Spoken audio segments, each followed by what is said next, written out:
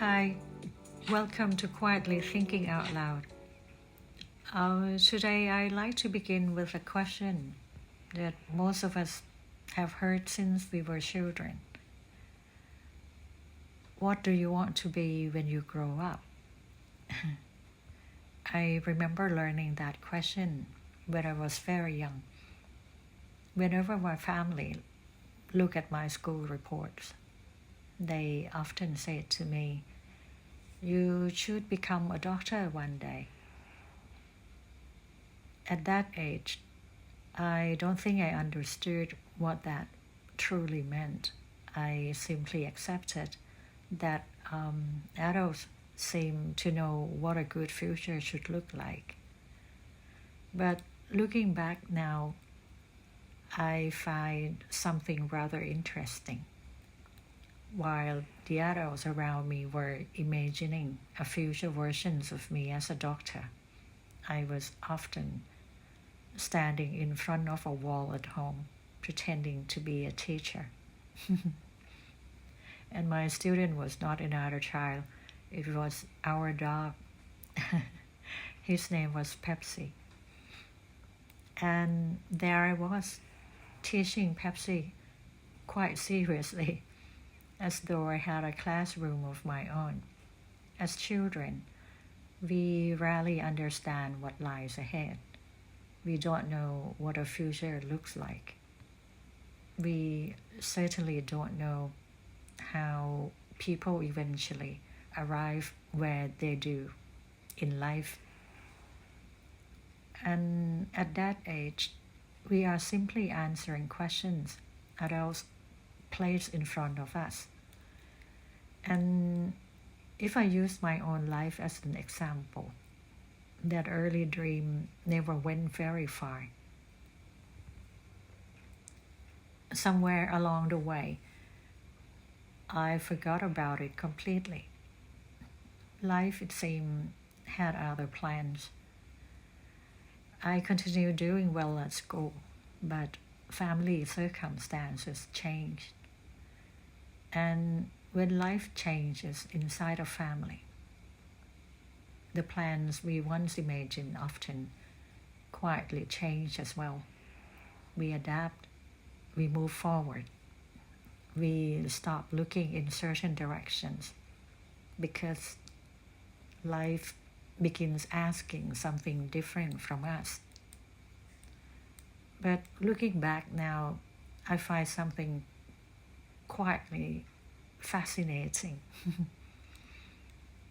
If standing in front of people with a pen, a marker, or perhaps a pointer in hand, sharing knowledge with others was once part of my earliest desire, then life has taken me a very long time to arrive there.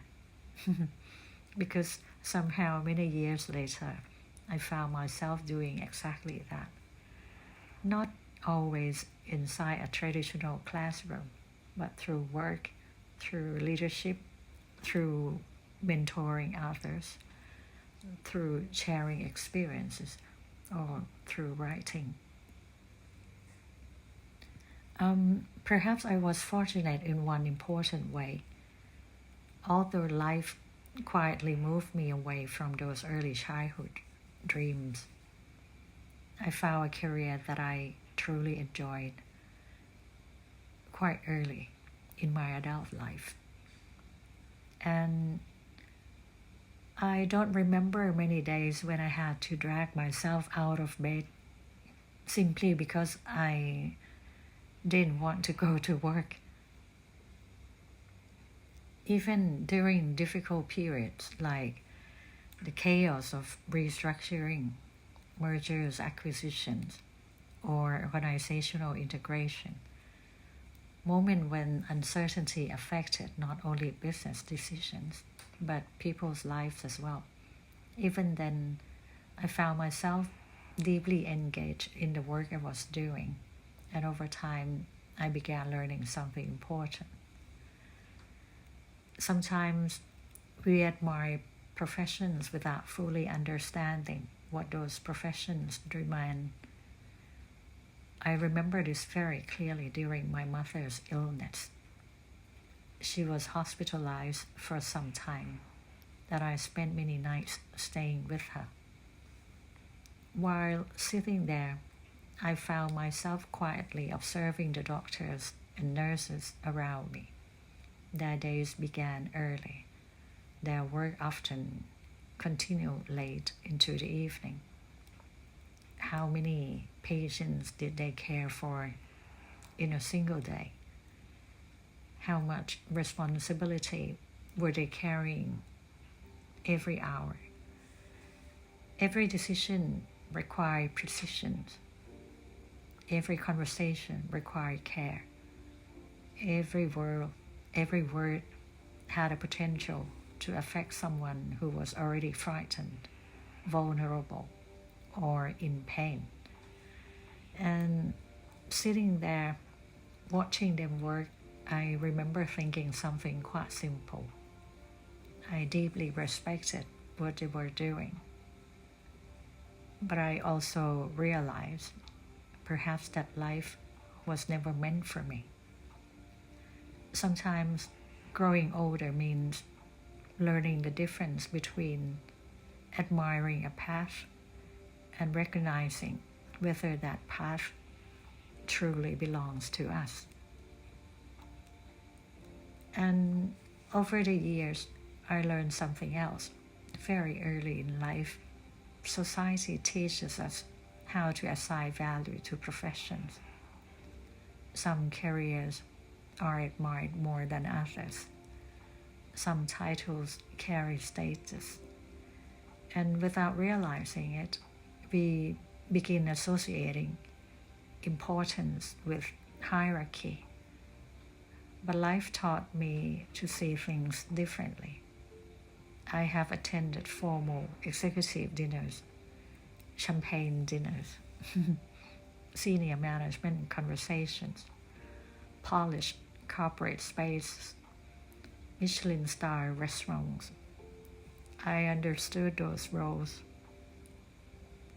But if I'm being honest, I often found myself enjoying something else much more. I enjoy sitting at long tables inside factory canteens, listening to employees that talk about ordinary life, the teasing between colleagues, the laughter, the honesty, the unfiltered conversations people have when they are simply being themselves. I always felt freer there, freer to laugh, freer to listen, freer to simply be part of the conversation. I began understanding something important. Professions may not mean the same thing to everyone. A career admired by society may feel empty to one person, and a job others consider ordinary may carry deep meaning for someone who truly enjoys doing it. Perhaps success has never been about choosing the profession people admire most. Perhaps it is about finding work that allows us to remain connected to ourselves while doing it. Another memory that I often makes me smile. During those years, I occasionally joined our sales team when they went out visiting customers, just to understand their work and our customers. And after a while, whenever I was not in meetings, they began taking me out for lunch, which very convenient for me. So I don't have to think about where to go or what to eat. One of our regular places was a noodle shop in a local market, and somehow lunch was never complete without coconut ice cream afterward. I remember laughing all the way there and all the way back, but sitting with them listening carefully, I noticed something interesting. People quietly compare their roles with others. Some jobs are seen as more important. Some departments feel more valued than others. And sometimes people begin measuring their own worth through the position they hold inside an organization. And that observation stayed with me because I realized people often understand very little about what others actually do.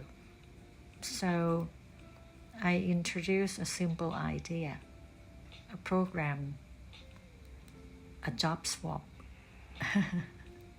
People would spend a week working alongside colleagues in different departments, not to learn technical skills, but to understand one another better, to experience work through someone else's perspective. And something interesting happened. The moment people understood one another better, they collaborated better too. And over time, I learned something that stayed with me. Perhaps performance is not only about targets, numbers, and deadlines. Perhaps people perform better when assumptions disappear, when respect grows, when understanding replaces the invisible hierarchy. People communicate differently when they understand the pressures others are carrying. They become less defensive, less territorial, more willing to help one another. And perhaps this is not limited to organizations. Perhaps this is simply part of being human. Very often, conflict begins where understanding is absent. Sometimes families struggle for the same reason. Relationships break for the same reason. Communities divide for the same reason. And perhaps understanding has always been one of the most underestimated forces behind human cooperation. So perhaps the real question was never, what do you want to be when you grow up?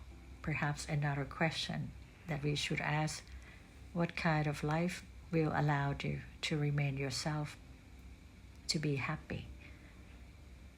Because maybe one of the quietest mistakes we make as human beings is learning too early how to rank one another, to believe some professions matter more, some titles deserve more admiration, some paths are more successful than others. Life has taught me something. No work is truly small when done with care.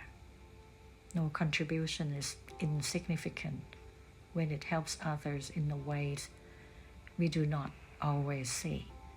And perhaps the dream job has never been about becoming what the world admires most. Perhaps it is simply finding a place where what we do feels meaningful to us. Looking back now, I don't think life has always followed the plans I once imagined, but perhaps what I learned instead was something much more valuable. I learned to work with whatever life placed in front of me, to make the most of the opportunities that appeared, to stay curious, to remain engaged, to learn from people around me, and perhaps most importantly, to understand that life rarely unfolds in straight lines. Sometimes we spend too much time worrying about whether life is following the plan we once created. Perhaps life is never asking us to follow a perfect plan. Perhaps life simply asks us to keep moving forward with what is in front of us, to do our work well, to stay open enough to learn, and to trust that meaning often reveals itself much later, when we finally look back and connect the dots. Perhaps success is not becoming exactly what we once dreamed of becoming. Perhaps success is learning how to build something meaningful with the life we were given. And perhaps that in itself is more than enough. And sometimes it takes decades to realize we have quietly become exactly who we were meant to become. And thank you for spending time with me today. Until next time, take care.